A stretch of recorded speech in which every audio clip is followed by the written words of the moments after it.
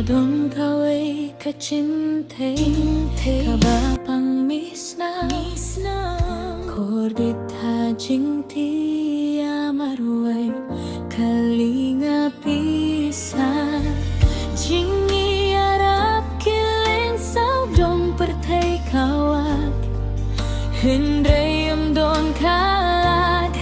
Shujaw tang